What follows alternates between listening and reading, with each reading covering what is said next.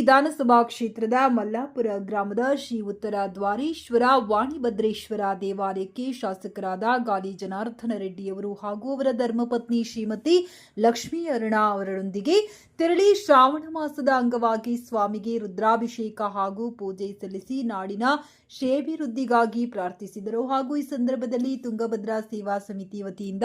ತುಂಗಭದ್ರಾ ಎಡದಂಡೆ ನಾಲೆಗೆ ಬಾಗಿನ ಅರ್ಪಿಸಿದರು. ಈ ಕಾರ್ಯಕ್ರಮದಲ್ಲಿ ಶ್ರೀ ಮಲ್ಲಿಕಾರ್ಜುನ ಮುಸಾಲಿ, ಶ್ರೀ ಶರಬಯ್ಯ ಹಿರೇಮಠ, ಶ್ರೀ ಮಹಾಂತೇಶ್ ಹಿರೇಮಠ, ಶ್ರೀ ಸೋಮನಾಥ ಪಟ್ಟಣಶೆಟ್ಟಿ, ಶ್ರೀ ಲಿಂಗರಾಜ್ ಗೌಡ, ಶ್ರೀಕಾಂತ್ ಹಿರೇಮಠ, ಶ್ರೀ ಶಾಂತಮೂರ್ತಿ, ಶ್ರೀ ಅನಿಲ್ ಗಾರ್ಗಿ, ಶ್ರೀ ನಾಗರಾಜ್ ಹಿರೇಮಠ, ಶ್ರೀ ಉಮೇಶ್ ರೆಡ್ಡಿ, ಶ್ರೀ ಪ್ರದೀಪ್ ಕಾದಿ ಬಂಡಾರ್, ಶ್ರೀ ಚನ್ನಬಸವಸ್ವಾಮಿ ಕಲ್ಮಠ,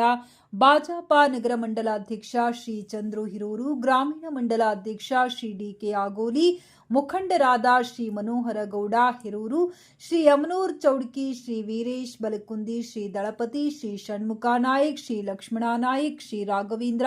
ಮಲ್ಲಾಪುರ, ಶ್ರೀ ವೀರೇಶ್ ಅಂಜನಾದ್ರಿ ಸೇರಿದಂತೆ ಮಹಿಳಾ ಮುಖಂಡರು ಹಾಗೂ ಕಾರ್ಯಕರ್ತರು ಉಪಸ್ಥಿತರಿದ್ದರು.